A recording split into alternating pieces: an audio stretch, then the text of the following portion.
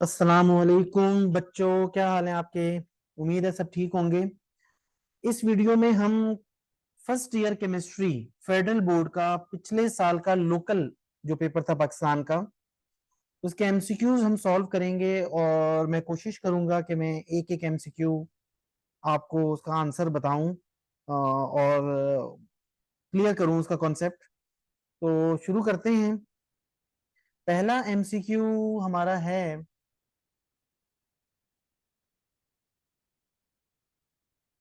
the number of hydrogen molecules required to form 36 gram of water H2O। यहाँ पे हमें equation दी हुई है और हमें 36 ग्राम H2O बनाना है। उसके लिए हमें मालूम मालूम करने हैं नंबर ऑफ हाइड्रोजन मॉलिक्यूल। अच्छा, नंबर ऑफ हाइड्रोजन मॉलिक्यूल जो है मालूम करना कोई मुश्किल काम नहीं है, अगर हमें ये पता चल जाए कि हमें कितने मोल्स चाहिए हैं हाइड्रोजन के। ठीक है, तो 36 ग्राम जो है, अगर मैं इसको सॉल्व करने के लिए तो मुझे मेरा ख्याल है लिखने की भी जरूरत नहीं है। क्यों? इसलिए कि जो वाटर होता है, वाटर का जो एक मोल होता है वो होता है 18 ग्राम। तो ये लिखा हुआ है 36 ग्राम, इसका मतलब है कि वो कह रहा है कि 2 मोल्स वाटर बनाने के लिए, और यहाँ पे इक्वेशन में देखें ये बैलेंस्ड इक्वेशन है और यहाँ पे ये 2 मोल्स वाटर ही बन रहा है। इसका मतलब है कि इस इक्वेशन में यहाँ पे इस वक्त ये जो 2H2 है ये कितना है, ये 36 ग्राम है। तो ये बैलेंस इक्वेशन है, हमें 36 ग्राम वाटर बनाना है, तो 36 ग्राम वाटर तो ये है, ये रहा 36 ग्राम वाटर का मतलब है 2 मोल्स वाटर। तो 2 मोल्स वाटर तो ये लिखा हुआ है, ये रहा 2 मोल्स। तो हमें यहीं से पता चल रहा है कि 2 मोल्स वाटर बनाने के लिए हमें जो हाइड्रोजन गैस है वो कितनी चाहिए, 2 मोल्स। तो हमें यहाँ से 36 ग्राम वाटर बनाने के लिए हाइड्रोजन गैस के जो मोल्स हैं वो पता चल गए हैं कि 2 मोल्स रिक्वायर्ड हैं। अच्छा जी, 2 मोल्स रिक्वायर्ड है, लेकिन यहाँ उसने पूछा है नंबर ऑफ हाइड्रोजन मॉलिक्यूल्स। तो बहुत आसान सी बात है, हमें नंबर ऑफ मॉलिक्यूल्स मालूम करने के लिए हमारा जो फॉर्मूला है वो है नंबर ऑफ मॉलिक्यूल्स इक्वल होते हैं number of moles multiply by Avogadro number 6.022 into 10 raise to the power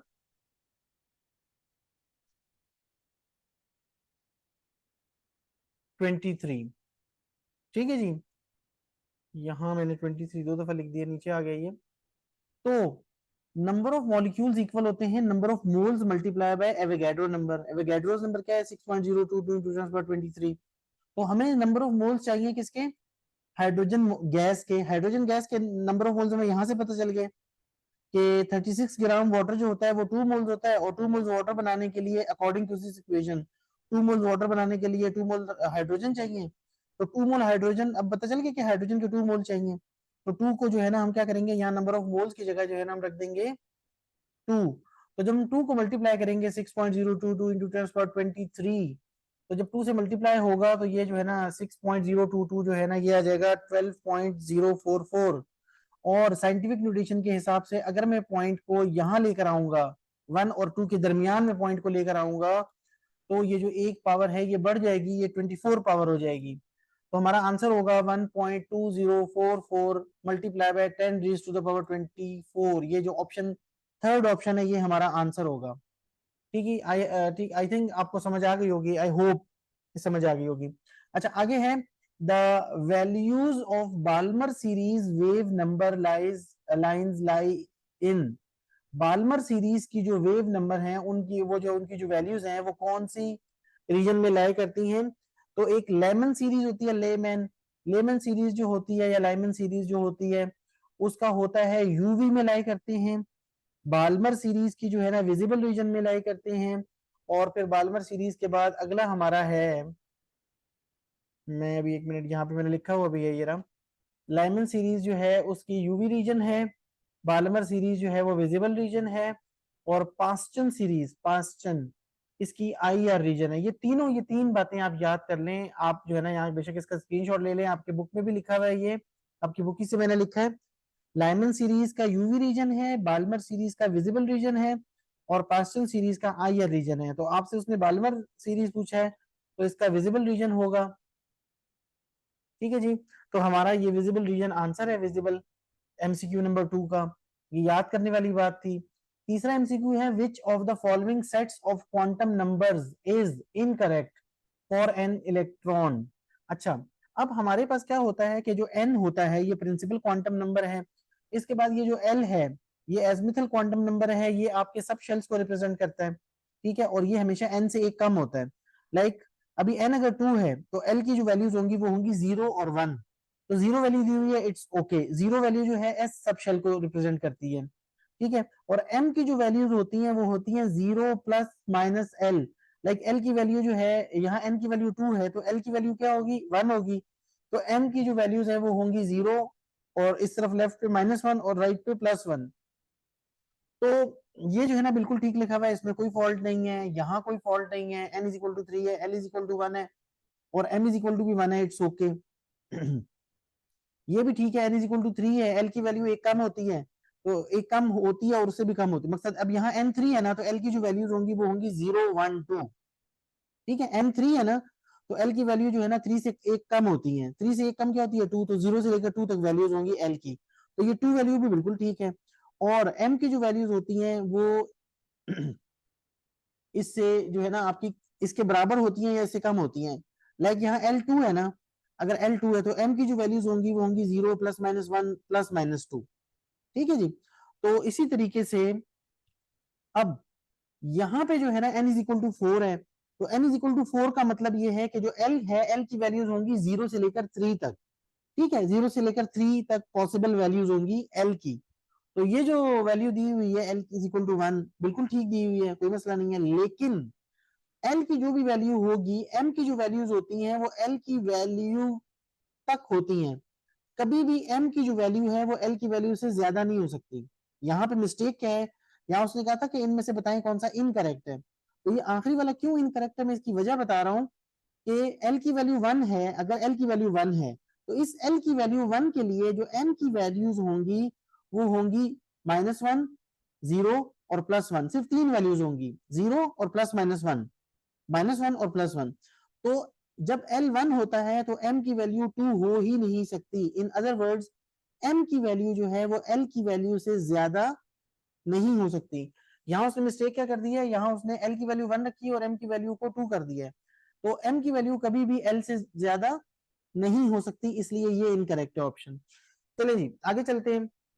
अगर आपको कोई एमसीक्यू समझ नहीं आया तो आपका परसों पेपर है, कल का दिन भी अभी अवेलेबल है, आप मुझे इस वीडियो के कमेंट्स में बताएं कि सर फला एमसीक्यू का प्रॉब्लम है, जो भी आपको प्रॉब्लम्स हैं या इसके अलावा है, तो मैं जो है लाइव भी आ सकता हूँ डिपेंडिंग अपॉन कि क्या रिक्वायरमेंट है बच्चों की, ठीक है। तो आप मुझे कमेंट्स में बताएं कि सर फला एमसीक्यू जो है वो समझ नहीं आया, मैं आप मेरे फेसबुक का पेज है FBIC सॉल्व पास्ट पेपर्स के नाम से, वहां मुझे जो है ना मैसेज करके पूछ सकते हैं, मैं आपको अलग से जूम पे बुला सकता हूँ, इस पे जो है यूट्यूब पे लाइव आ सकता हूँ, तो I be happy to help you, मुझे बड़ी खुशी होगी कि आपको मैं कहीं पे आपके काम आ जाऊं, आपकी मदद करूं। तो अब जो है ना चौथा एमसीक्यू है hybridization, hybridization of beryllium is in BeCl2 will be sp3 sp2 sp और dsp2। तो यहाँ पे जो है ना हमारे पास जो है वो sp आएगी, क्यों आएगी sp, उसकी वजह क्या है, उसकी वजह ये है, अगर आप देखें BeCl2,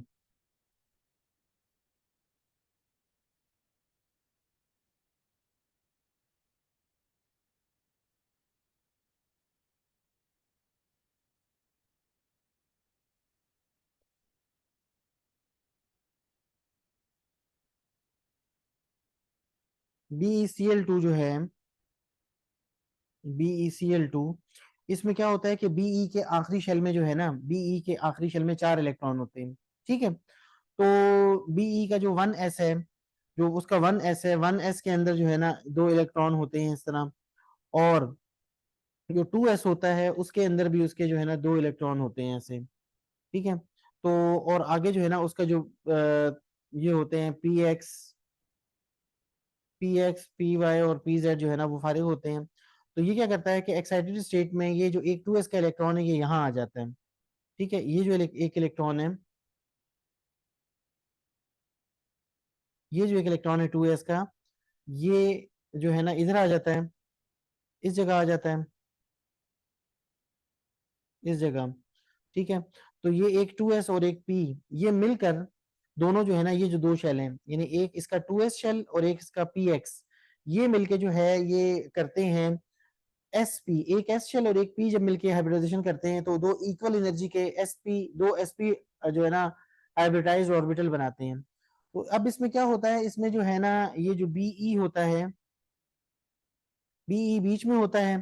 ठीक है, तो बी एक इधर जो है ना सीएल के साथ सिग्मा बॉन्ड बनाता है और एक इधर सीएल के साथ सिग्मा बॉन्ड बनाता है, दो सिग्मा बॉन्ड बनाता है। तो क्योंकि हमें दो सिग्मा बॉन्ड बनाने थे और पीछे इसके पास जो है ना लोन पेयर भी नहीं था, तो इस वजह से ये sp हाइब्रिडाइजेशन है इसमें। अच्छा, हमें कैसे पता चलता है, हमें कैसे पता चलता है कि कहाँ पे कौन सी हाइब्रिडाइजेशन है? ठीक है, इसके लिए लाइक हमारे पास जो है ना CH4 है। अब CH4 में हमें पता है कि यार ये C है और इसके चारों तरफ जो है ना चार हाइड्रोजन बॉन्ड बन रहे हैं। ठीक है, तो अब क्योंकि CH4 में चार हाइड्रोजन बॉन्ड बन रहे हैं, सिंगल बॉन्ड, चार हाइड्रोजन के साथ सिंगल बॉन्ड बन रहे हैं, तो जो सिंगल बॉन्ड होता है ना वो हमेशा सिग्मा बॉन्ड होता है। तो चार सिग्मा बॉन्ड का मतलब ये है कि आपकी जो है ना चार आपको हाइब्रिडाइज ऑर्बिटल चाहिए, तो sp3 हाइब्रिडाइजेशन होगी कहाँ पे, CH4 में sp3 हाइब्रिडाइजेशन होगी। ठीक है, इसी तरीके से जो है ना आप जो भी आप चीज देखेंगे जहां पे आपको जो है ना पता करना है, लाइक आप कहते हैं जी मुझे H2O में पता करना है कि H2O में कौन सी हाइब्रिडाइजेशन होगी, तो H2O में आप देखें, H2O में जो है ना आखिरी शेल में कितने इलेक्ट्रॉन होते हैं, 6 इलेक्ट्रॉन्स होते हैं। ठीक है, तो H2O में क्या होता है कि एक जो है यहाँ पे सपोज हाइड्रोजन ने जो है ना बॉन्ड बना लिया और एक यहाँ पे जो है ना हाइड्रोजन ने बॉन्ड बना लिया, तो एक ये सिंगल बॉन्ड बना, एक ये सिंगल बॉन्ड बना, दो सिग्मा बॉन्ड बने और दो लोन पेयर हैं। लोन पेयर को भी जो है ना वो बिल्कुल एक जो है ना हाइब्रिडाइज ऑर्बिटल चाहिए होता है। तो यहाँ पे भी H2O में भी देखें आपके ये दो सिंगल बॉन्ड बन रहे हैं और दो आपके लोन पेयर हैं। तो H2O में भी जो है ना असल में आपको चार जो है ना हाइब्रिडाइज ऑर्बिटल चाहिए, इसलिए H2O में भी sp3 हाइब्रिडाइजेशन होती है। ठीक है, इसी तरीके से अगर आप NH3 को देखें तो NH3 में क्या होता है, NH3 में जो है ना एक लोन पेयर होता है ऐसे, और तीन जनाब जो है ना वो H के साथ हाइड्रोजन बॉन्ड बनाता है। तो यहाँ पे भी एक सिंगल बॉन्ड, दूसरा सिंगल बॉन्ड, तीसरा, ये तीन सिग्मा बॉन्ड हो गया और एक लोन पेयर हो गया। तो NH3 के अंदर भी जो है ना sp3 हाइब्रिडाइजेशन होती है। क्यों? sp3 का मतलब है कि एक S और तीन P मिलके जो है ना, जब भी sp3 हाइब्रिडाइजेशन होगी तो चार जो है ना इक्वल एनर्जी के हाइब्रिडाइज ऑर्बिटल बनेंगे। तो यहाँ पे भी देखिए मैंने आपको बताया CH में हमारे पास चार सिग्मा बॉन्ड बन रहे हैं, तो चार हाइब्रिडाइज ऑर्बिटल चाहिए थे। चार का मतलब है कि एक S और तीन P। ठीक है, एक S और तीन P का मतलब है sp3। तो CH4 में भी sp3 होती है, H2O में भी sp3 होती है, NH3 में भी sp3 होती है। लोन पेयर को भी आपने देखना है, आपको आखिरी शेल का जो है ना वो पता होना चाहिए। ठीक है, तो आपने कहीं पे भी ये मालूम करना है कि कौन सी हाइब्रिडाइजेशन हो रही है, वहां पे आपने जो बॉन्डिंग हो रही है, बॉन्डिंग में आपने जो है ना टोटल सिग्मा बॉन्ड देखने हैं कि सिग्मा बॉन्ड कितने हैं, और आपने लोन पेयर देखने हैं। तो अगर सपोज मैं कहता हूं यार कि कहीं पे सिग्मा बॉन्ड दो चाहिए और लोन पेयर जो है वो एक है, सही है, लोन पेयर एक है, तो इसका मतलब ये तीन टोटल चाहिए, तीन का मतलब है कि sp2 हाइब्रिडाइजेशन होगी। अगर फर्ज करें कि आपको चार सिग्मा बॉन्ड चाहिए, तो फिर जो है ना चार चार चाहिए, तो इसका मतलब है कि sp3 हाइब्रिडाइजेशन होगी। ठीक है, अगर आपको सिर्फ दो सिग्मा बॉन्ड चाहिए और लोन पेयर कोई भी नहीं है, ठीक है, तो बस सिर्फ आपको फिर sp हाइब्रिडाइजेशन चाहिए, एक s और एक p, sp हाइब्रिडाइजेशन चाहिए अगर आपको सिर्फ दो लोन पेयर ये दो सिग्मा बॉन्ड चाहिए। तो हाइब्रिडाइजेशन का पता करने के लिए आपने क्या करना होता है, आपने आपके जो सिंगल बॉन्ड होते हैं, सिंगल बॉन्ड उन्हें कहते हैं सिग्मा बॉन्ड। आपको सिंगल बॉन्ड जो है सिग्मा बॉन्ड वो पता करने होते हैं और लोन पेयर पता करने होते हैं कि लोन पेयर्स कितने हैं, इलेक्ट्रॉन के जो लोन पेयर्स हैं। ठीक है जी, तो उससे फिर आपको पता चल जाता है कि sp3 हाइब्रिडाइजेशन हो रही है, sp2 हाइब्रिडाइजेशन हो रही है या sp हाइब्रिडाइजेशन हो रही है। तो आगे भी मैं देखूंगा अगर कोई इस तरह का आया तो मैं आपको समझाऊंगा। तो क्योंकि यहाँ पे जो है ना आपका एक Cl ये रहा, एक Cl ये रहा, और इसके पास जो है ना आखिरी शेल में दो इलेक्ट्रॉन थे, तो एक इलेक्ट्रॉन यहाँ आ गया, एक इलेक्ट्रॉन यहाँ आ गया, दो सिग्मा, ये दो सिंगल बॉन्ड बन गया। सिंगल बॉन्ड क्या होते हैं, सिग्मा बॉन्ड होते हैं। तो इसको सिर्फ दो जो है ना हाइब्रिडाइज ऑर्बिटल चाहिए, तो ये sp हो गया, एक s और एक p। तो sp हाइब्रिडाइज ऑर्बिटल जो है ना इसको चाहिए थी, sp हाइब्रिडाइजेशन है यहाँ पे। आई होप आपको समझ आ रही होगी। ठीक है जी, अच्छा जी, अब हम चलते हैं वापस अपने अगले एमसीक्यू की तरफ। यहाँ sp हाइब्रिडाइजेशन मैंने आपको समझा दी। अगला एमसीक्यू है, which one of the following gas molecules will only show translational motion. Translation motion का मतलब है कि स्ट्रेट लाइन में जाएगा, इधर उधर जो है ना मूव नहीं करेगा। तो जाहिर है इसके लिए आपका जो है जितना वो सिंपल होगा मॉलिक्यूल उतना इजी होगा। हीलियम क्योंकि मोनो एटॉमिक मॉलिक्यूल है, हीलियम नोबल गैस है और इसका जो मॉलिक्यूल है वो एक ही एटम पे कंसिस्ट करता है, तो इसलिए ये जो है ना एक जगह से दूसरी जगह जाते हुए अपनी डायरेक्शन चेंज नहीं करेगा, ये सीधा सीधा चला जाएगा। बाकी तो चेंज करेंगे। तो यहाँ पे इसमें ट्रांसलेशनल मोशन जो है जो शो करेगा वो एच ई है। क्यों? क्योंकि ये सबसे हल्का भी है और सबसे ये सिंगल भी है, डबल नहीं है। H2 भी हल्का है लेकिन H2 जो है ना वो क्योंकि दो एटम है ना, तो दो एटम से जो है ना उसकी शेप जरा थोड़ी सी ऐसी हो जाती है कि वो जो है ना मे बी कि वो मुड़ जाए, ट्रांसलेशन मोशन उसकी ना हो। तो HE जो है ना यहाँ पे आपका करेक्ट आंसर है। अगला एमसीक्यू है छठा, according to kinetic molecular theory. Kinetic molecular theory में ये ग्राहम्स लॉ ऑफ डिफ्यूजन है कि जो एवरेज स्पीड होती है मॉलिक्यूल की, एवरेज वेलोसिटी, एवरेज स्पीड जो मॉलिक्यूल्स की होती है वो उनके जो मॉलिक्यूलर मास होता है उसके स्क्वायर रूट के इनवर्सली प्रोपोर्शनल होती है। तो ये अगर आप जाके अपनी बुक में ग्राहम्स लॉ ऑफ डिफ्यूजन पढ़ें तो वहां पे ये आखिर में ये लिखा हुआ है v is proportional to square root 1/m।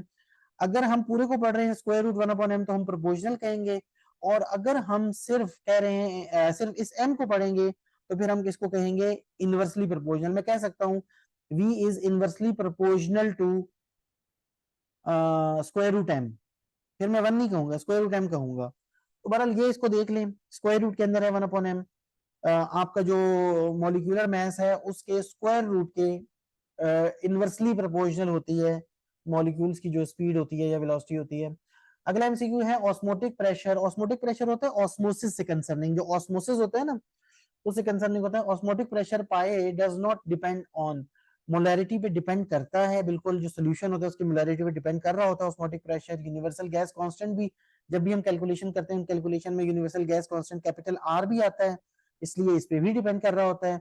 Temperature पे भी डिपेंड कर रहा होता है। सिर्फ एक रेडियस है आपके जो वहां पे मॉलिक्यूल्स हैं सोल्यूट के, उनका जो रेडियस है उस पर डिपेंड नहीं करता ऑस्मोटिक प्रेशर। ठीक है, वो जो आपका जो भी सोल्यूट है उसकी कंसंट्रेशन पे तो करता है लेकिन उसकी रेडियस पे नहीं करता। ठीक है, तो रेडियस यहाँ पे आपका करेक्ट आंसर है। अगला एमसीक्यू है जी, equilibrium constant Kc is equal to Kp when a delta n is equal to. ये जो डेल्टा एन है ना, ये डेल्टा एन बेसिकली क्या है आपका, ये जो Kc और Kp का रिलेशनशिप है, Kc और Kp का, ठीक है, इसके अंदर जो है ना आर टी की पावर जो है ना डेल्टा एन है। तो अब ये जो है अब एक ये दोनों इक्वल कब होते हैं? ये दोनों इक्वल तब होते हैं जब आपके रिएक्टेंट्स और प्रोडक्ट्स में कोई भी गैस ना हो, सब के सब अदर देन गैस हो, तब जनाब ये Kc और Kp इक्वल होते हैं। और उसके लिए शर्त ये है कि जो डेल्टा एन है ये जीरो हो। जब डेल्टा एन जीरो होगा तो ये जो आर टी है, आर टी की पावर जीरो हो जाएगी और ये वन आ जाएगा और Kc और Kp आपस में इक्वल हो जाएंगे। ठीक है जी, तो यहाँ पे इसका जो आंसर है आप याद रखें कि Kc और Kp कब इक्वल होते हैं? जब आपके रिएक्टेंट्स और प्रोडक्ट्स में कोई भी गैस ना हो या दोनों तरफ गैस के जो मॉलिक्यूल्स हैं वो इक्वल हो, वो भी कट कैंसिल आउट हो जाए। तो बहरहाल आप ये याद रखें कि जो डेल्टा एन है Kc is equal to Kp के लिए डेल्टा एन को जीरो होना चाहिए। ठीक है जी, अगला एमसीक्यू आ गया, Ka is acid association constant. Large pKa value for an acid indicates the acid is। अच्छा, ये जो Ka है और pK है ये एक दूसरे के उलट हैं। कैसे उलट हैं भला? देखें आपका जो Ka है ना, Ka की वैल्यू जितनी ज्यादा होगी एसिड उतना स्ट्रॉन्ग होगा, और जितनी वैल्यू इसकी कम होगी एसिड उतना वीक होगा।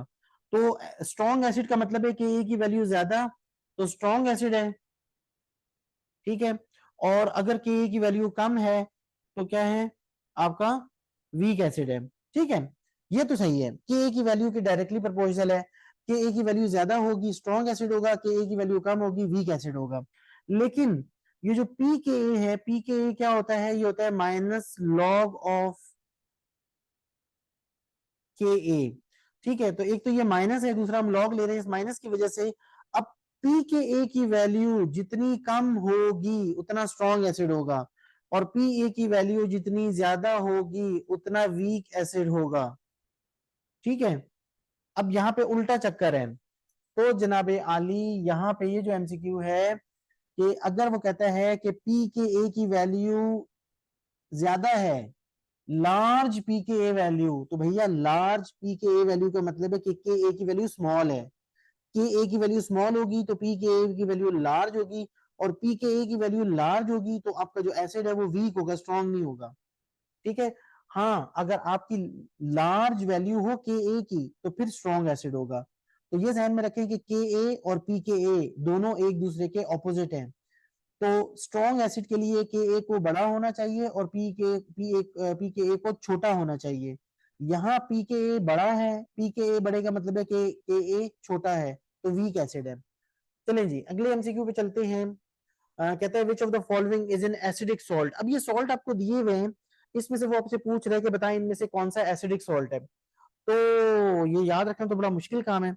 इसके लिए जो है ना एक जो है ना वो गुर है। वो क्या गुर है? वो जनाब जो है ना,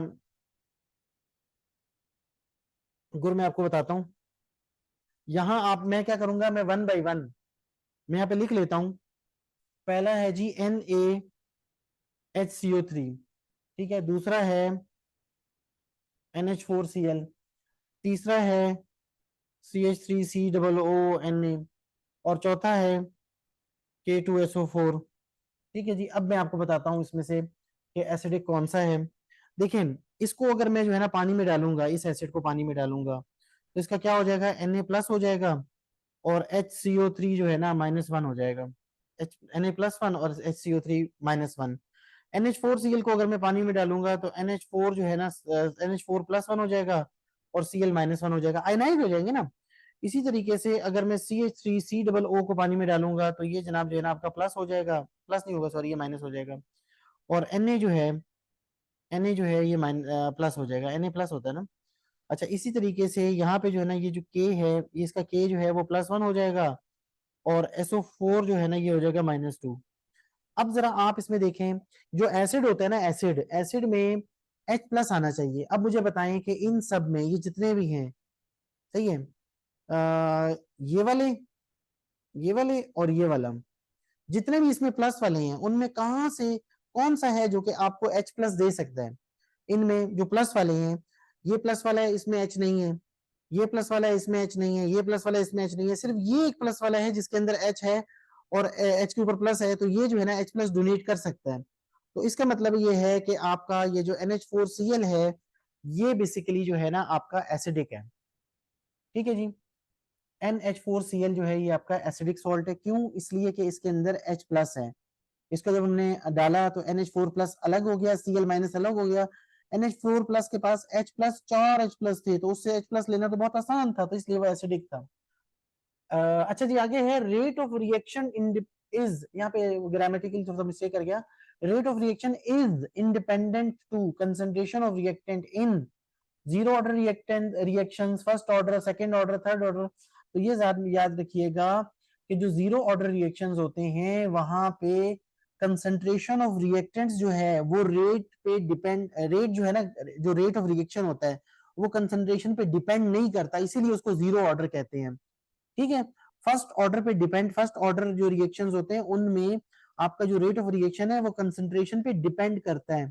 ठीक है। तो अब अगर वो कोई कहीं पूछे कि बताओ वो जी कौन से रिएक्शंस हैं जिनमें rate of reaction concentration of reactions पे डिपेंड नहीं करता, तो वो होते हैं जीरो ऑर्डर रिएक्टेंट्स, रिएक्शंस, याद रख लें ये। अच्छा, याद रखने वाली बात है कि जीरो ऑर्डर रिएक्शंस में rate of reaction concentrations of reactants पे डिपेंड नहीं करता। अगला एमसीक्यू है जी, which of the following gases will be most non ideal at -10 degree centigrade. इनमें से कौन सी नॉन आइडियल होगी? जिसका मॉलिक्यूल बड़ा होगा, हैवी होगा। ठीक है। CO2, अब अगर हम यहाँ पे देखें यार, इस ये जो CO2 है, CO2 का जो है मॉलिक्यूल अगर हम देखें ये 12 है और ये 32 है, तो इसका जो है ना ये 44 आ रहा है इसका मॉलिक्यूलर मास, इसका 2 आ रहा है, इस N2 का जो है ना ये आ रहा है 14 और 14 28 आ रहा है, और इस NH3 का जो है वो आ रहा है 14 और 3 17। ठीक है। तो अच्छा, एक तो हमने ये देखना है कि भारी कौन सा है, हैवी कौन सा है। दूसरा हमने देखना है जिसमें पोलर पोलर हो। अच्छा, ये जो H2 को तो काट दो क्योंकि इसमें दोनों एटम, H2 जो होता है नॉन पोलर मॉलिक्यूल है। नॉन पोलर मॉलिक्यूल क्या होता है? जिसमें जो बॉन्ड होता है, बॉन्ड में ना दोनों जो एटम्स होते हैं, जो बॉन्ड बन रहा है ना, H और H के दरमियान बॉन्ड बन रहा है, वो नॉन पोलर बॉन्ड है क्योंकि दोनों तरफ H है ना, एक जैसे हैं। तो H2 जो है, H2 का जो बॉन्ड है, सिंगल कोवेलेंट बॉन्ड H और H के दरमियान, वो क्योंकि दोनों सेम एटम्स के दरमियान बन रहा है, वो नॉन पोलर बॉन्ड है। इसी तरह N2 में एन और एन के दरमियान जो बॉन्ड बन रहा है, सिंगल बॉन्ड, सॉरी सिंगल नहीं ट्रिपल बॉन्ड, ये एन और एन के दरमियान इस तरह ना ट्रिपल बॉन्ड बनता है ऐसे करके, N2 की ना ये स्ट्रक्चर होता है, एन और एन के दरमियान ट्रिपल बॉन्ड बनता है, ठीक है। तो अब ये एन और एन के दरमियान जो है ये ट्रिपल बॉन्ड बन रहा है, क्योंकि दोनों एन है, दोनों सेम है, इसलिए ये एन जो N2 है ना, ये भी नॉन पोलर है, नॉन पोलर को भी छोड़ दें, इसको भी छोड़ दें। तो जब आपने H2 को भी छोड़ दिया, N2 को भी छोड़ दिया, अब अगर आप देखें, इसको देखें और इसको देखें, तो आप कहते हैं यार ये तो, इसका तो आंसर CO2 होना चाहिए, ठीक है। लेकिन CO2 क्यों नहीं है, उसकी मैं वजह बताता हूँ। CO2 में जो है ना C बीच में है, डबल बॉन्ड O एक इस तरफ O है और एक डबल बॉन्ड O जो है ना इस तरफ है। तो ये जो CO2 का स्ट्रक्चर होता है ना, इसमें क्योंकि एक दोनों इसके जो है ना C के दोनों साइडों पे एक जैसा काम हो रहा है, इधर भी डबल बॉन्ड बन रहा है, इधर भी डबल बॉन्ड बन रहा है, तो इसकी डायरेक्शन सपोज ये है और इसकी डायरेक्शन ये है, तो ये एक दूसरे को कैंसिल कर रहे हैं। तो CO2 का मॉलिक्यूल भी ना तकरीबन नॉन पोलर होता है, ये भी नॉन पोलर। नॉन पोलर का मतलब है कि इंटरमोलिक्यूलर फोर्सेस इतनी ज्यादा नहीं होंगी। तो ये जो NH3 है, NH3 का जो मॉलिक्यूल है, क्योंकि जो है ना N के अंदर जो है ना वो एक आपका लोन पेयर होता है और 3 फिर आपके इस तरह होते हैं, सिंगल बॉन्ड होते हैं H के साथ। तो NH3 का जो स्ट्रक्चर है वो स्ट्रक्चर कुछ इस तरह का है कि इसके अंदर जो है वो इंटरमोलिक्यूलर फोर्सेस बहुत ज्यादा होती हैं। तो याद रखें कि कोई भी गैस जिसके अंदर, कोई भी गैस जिसके अंदर इंटरमोलिक्यूलर फोर्सेस बहुत ज्यादा होंगी, वो जो है आपकी -10 डिग्री सेंटीग्रेड पे या कम टेम्परेचर पे नॉन आइडियल बिहेवियर शो करेगी। तो मैंने आपको ये बताया कि यहाँ पे इसका ये जो आंसर मैंने बताया वो क्यों है, क्योंकि भाईजान ये नॉन पोलर है, ये नॉन पोलर है, और इसकी भी अगर स्ट्रक्चर देखो तो ये भी नॉन पोलर ही है तकरीबन। तो ये पोलर है, ठीक है, इसके अंदर इंटरमोलिक्यूलर फोर्सेज हैं और इसका मॉलिक्यूल भी हैवी है, इसलिए ये हमारा करेक्ट आंसर है। आई होप आपको समझ आ गई होगी। अगर नेक्स्ट टाइम फिर इस तरह का क्वेश्चन आ जाए, कुछ और दिए हों, तो आपने ये देखना है, आपने पहले तो जो एक जैसे है ना H2 N2, ये तो होते ही नॉन पोलर है, क्योंकि इसमें जो बॉन्ड बनता है वो दो सिमिलर एटम्स के दरमियान बनते हैं ना, तो सिमिलर एटम्स के दरमियान जब भी बॉन्ड बनेगा वो नॉन पोलर होगा। तो ये दोनों निकल गए और ये CO2 अपने स्ट्रक्चर की वजह से निकल गया। अगर सपोज इसका स्ट्रक्चर ऐसा होता कि ये भी पोलर होता, फिर मैंने क्या देखना था, फिर मैंने इसमें देखना था हैवी कौन सा है। हालांकि ये हैवी है लेकिन बेचारा ये नॉन पोलर है, ये पोलर है, इसलिए NH3 करेक्ट आंसर है। चलते हैं जी अगले एमसीक्यू पे। 13 एमसीक्यू है, delta H is equal to delta E plus P delta W is the formula of, ये इंथैल्पी का फॉर्मूला है जी, याद कर लें। इंथैल्पी की अगर आप डेफिनेशन याद करेंगे तो ये फॉर्मूला भी आप सबको याद ही होगा कि इंथैल्पी का ये फॉर्मूला है। अच्छा, आगे जो है ना लिखा है विच of the following relationship is incorrect, इनमें से कौन सा रिलेशनशिप इनकरेक्ट है। ये सारी की सारी जो है ना आपको लेटेंट हीट्स दी हुई है, ठीक है। यहाँ पे पहला है लेटेंट हीट ऑफ वेपराइजेशन, जो है वो लेटेंट हीट ऑफ फ्यूजन से ज्यादा होती है, बिल्कुल ज्यादा होती है। लेटेंट हीट ऑफ फ्यूजन किसके लिए चाहिए होती है, पिघलाने के लिए, मेल्ट करने के लिए चाहिए होती है। और लेटेंट हीट ऑफ वेपराइजेशन जो है वो लिक्विड स्टेट से गैसियस स्टेट में ले जाने के लिए चाहिए होती है। तो हमेशा ये ज्यादा, हमें किसी भी चीज को गैस बनाना मुश्किल काम है, उसको लिक्विड बनाना, मेल्ट करना आसान काम है। तो डेल्टा एच वी जो है ना वो हमेशा ज्यादा होती है डेल्टा एच एफ से। ये बिल्कुल पहले वाला जो लिखा हुआ है ये करेक्ट लिखा हुआ है, ठीक है जी, फर्स्ट वन जो है ना ये करेक्ट लिखा हुआ है। अच्छा, इसी तरह यहाँ पे लिखा है डेल्टा एच एफ जो है ना डेल्टा एच वी से, ये तो इसका बिल्कुल इसका एग्जैक्टली उलट हो गया ना। यहाँ कह रहे हैं कि डेल्टा एच एफ जो है ना डेल्टा एच वी से ज्यादा है, नहीं जी, डेल्टा एच एफ ज्यादा नहीं होता, डेल्टा एच वी ज्यादा होता है, ये बात गलत लिखी हुई है, ये रॉन्ग है। अच्छा, डेल्टा एच एस जो है sublimation, latent heat of sublimation, वो तो भाई लेटेंट हीट ऑफ सब्लिमेशन तो दिस प्लस दिस होती है, दोनों को प्लस करो तो आती है। तो लेटेंट हीट ऑफ सब्लिमेशन जो है जनाब वो इससे भी ज्यादा होती है और इससे भी, दोनों से, एच एफ से भी ज्यादा होती है, एचवी से भी ज्यादा होती है लेटेंट हीट ऑफ सब्लिमेशन। तो ये बात भी ठीक है, ये बात भी ठीक है, सिर्फ ये एक बात गलत है। और उसने हमसे पूछा था कि बताओ कौन सी बात गलत है, कौन सा जो लिखा हुआ रिलेशन वो इनकरेक्ट है। तो हम इस नतीजे पे पहुंचे कि भाईजान बाकी सब करेक्ट है और ये वाला इनकरेक्ट है। डेल्टा एच एफ जो है वो डेल्टा एच वी से कम नहीं होती बल्कि ज्यादा होती है। अच्छा जी, हमारे पास अब ये हो गया 14 एमसीक्यू। अब हम अगले एमसीक्यू पे चलते हैं। Oxidation state of O in KO2 is, अच्छा जी, तो इसको करने के लिए, ऑक्सीडेशन स्टेट मालूम करने के लिए KO2 में हम क्या करेंगे, KO2 में हमने ऑक्सीडेशन स्टेट मालूम करनी है। तो अगर मैं यहाँ लिखूं जी KO2, ठीक है जी, मुझे जो है ना के की ऑक्सीडेशन स्टेट पता है +1 होती है और ओ की मुझे मालूम करनी है, ठीक है। तो ओ कितने हैं, O2 है, ओ जो है वो 2 है। अब मैंने क्या करना है, यहाँ पे मुझे ऑक्सीडेशन स्टेट ओ की नहीं पता, तो मैं यहाँ लिख देता हूँ X। अब इन दोनों का जो सम है वो 0 होना चाहिए। तो मैं कह सकता हूँ कि 2x + 1 जो है वो 0 होता है, 0 होना चाहिए। तो 2x इज इक्वल टू क्या हो जाएगा, -1 हो जाएगा, और x की वैल्यू क्या हो जाएगी, इस 2 को नीचे ले जाएं 1 के, तो x की वैल्यू जो है -1/2 हो जाएगी। इसका मतलब ये है कि यहाँ पे ऑक्सीजन की ऑक्सीडेशन स्टेट -1/2 होनी चाहिए। ठीक है जी, तो ये देखिए -1/2, फोर्थ ऑप्शन जो है ये करेक्ट है, ऑक्सीजन की स्टेट यहाँ पे -1/2 है। ठीक है, आगे चलते हैं जी। Which of the following has strongest intermolecular forces of attraction, इनमें सबसे ज्यादा जो है ना स्ट्रॉन्गेस्ट इंटरमोलिकुलर फोर्सेस किस में है। यहाँ पे भी बात आ जाती है उसके जो है ना साइज पे। H2 का एटॉमिक साइज जो है ना, H2 का जो साइज है मॉलिक्यूलर साइज वो कम है, Cl2 का जो है वो कम है, क्यों ये जो है ना हेलोजन है ना Cl, और ये I2 जो है ना ये क्योंकि नीचे है, इसका I2 का जो साइज है ना एटॉमिक साइज या मॉलिक्यूलर साइज, ये इन सब में सबसे ज्यादा है, इसलिए I2 जो है उसमें इंटरमोलिक्यूलर फोर्सेस ज्यादा होंगी। तो अगर आप यहाँ पे कैलकुलेट कर लें, आप कैलकुलेट कर लें इसकी जो है ना आपका, वैसे मॉलिक्यूलर मास भी कैलकुलेट कर लें, इसका 2 है Cl, अच्छा इसका तो खैर मुझे जो है ना मॉलिक्यूलर मास आई का यहाँ पे इसने दिया भी नहीं हुआ, तो बहरहाल चलें आप जो है ना हम यहीं पे इसको छोड़ देते हैं।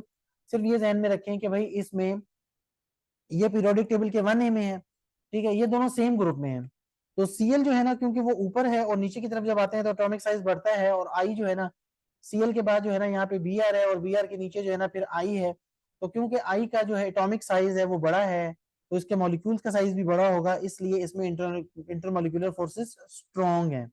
एटॉमिक साइज या मॉलिक्यूलर साइज पे ये इंटरमोलिकुलर फोर्सेस डिपेंड करती हैं। ठीक है जी, अगला एमसीक्यू है लेटेस्ट एनर्जी में also be called, latest energy को क्रिस्टल एनर्जी भी कहते हैं, क्योंकि जो लेटेस्ट है उसको हम कहते हैं ना क्रिस्टल लेटेस्ट। ठीक है, तो जो क्रिस्टलाइन चीजें होती हैं उसमें लेटेस्ट एनर्जी होती है, और लेटेस्ट एनर्जी को हम क्रिस्टल एनर्जी भी कहते हैं। ठीक है जी, इसी के साथ जो है ये हमारा 2022 का लोकल पेपर जो पाकिस्तान में आया था, वो पेपर हमारा जो है उसके एमसीक्यूज हमने सॉल्व कर लिए हैं, और मैंने अपनी पूरी कोशिश की है आपको तमाम एमसीक्यूज को समझा कर सॉल्व करने की।